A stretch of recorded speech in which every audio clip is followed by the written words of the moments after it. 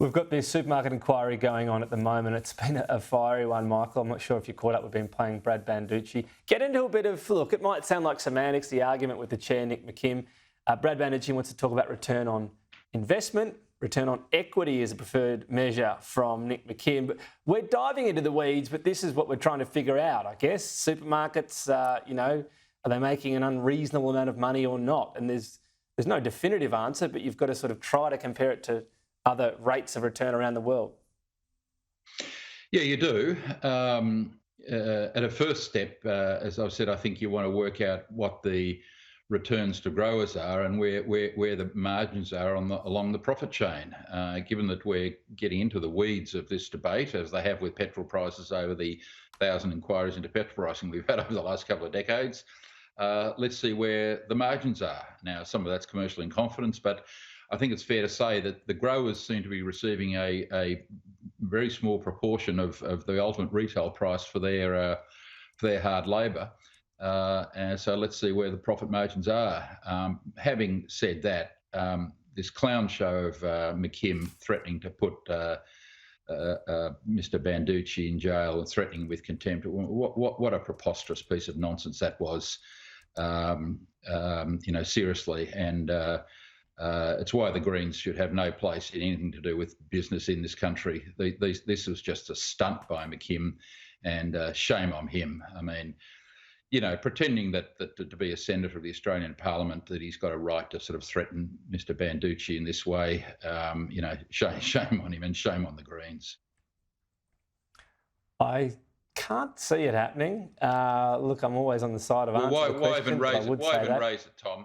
Why even raise it? I mean, this was a stunt to get the attention of Sky News and therefore hundreds of thousands of viewers across the country. Be on the nightly news tonight. What a cheap exercise in politics by the Greens. But it takes a break from their anti-Semitism, I suppose. Michael Kroger sitting on the fence there as usual. Stephen, now I know you've got your usual declaration to make. Your part of your work means you do work with Woolworths. Let me ask you a general one on this, because facts matter, right? And this is why I think this will be interesting around drilling down to various figures and so on, because the vibe is supermarkets, making crazy amounts of money. What we know is we've got a highly concentrated market. What we don't know is what that's delivering. So anything that shines light on that is fair enough, as long as we're sticking to the facts here. Yeah, look, I think, and obviously, as you said, thank you for that, I currently do some consulting work for Woolworths. So I was watching closely this morning. And I would think that a lot of the information provided today was very useful to the committee. I think the committee shone a light on a lot of dark corners. A lot of Australians are hurting and a lot of Australians want some answers. So I think the role of the committee has been very good.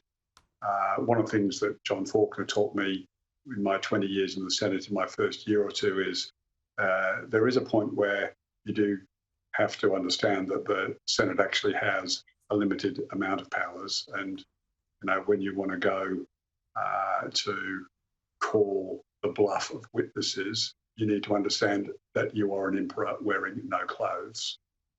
There is no jail cell in Parliament. There is no ability to force someone to answer a question the way you want. Many times in the Senate and in the House of Representatives, you'll hear someone in the opposition stand up and say to the Speaker or the President, the Prime Minister is not answering my question, and the standard response is, I have no power to direct the Prime Minister how to answer a question. I can make him address the question. So there is some theatre in Parliament, and I thought we saw some healthy theatre today, but in terms of the actual ability to jail somebody, I think that was in the theatre category. But to your core point, there is a lot of good information coming from this committee. It is doing a good job in general, and I thought some of the answers across the last few weeks of hearings have been really helpful, and hopefully the committee are able to find a balanced report which looks at all of the evidence. Yeah, well, with the threat made, I thought it was Law and Order, the Senators edition was about to begin, but apparently not. Apparently not. I'm not sure it would rate all that highly. You never know. Michael, Stephen, always appreciate your thoughts. Thank you.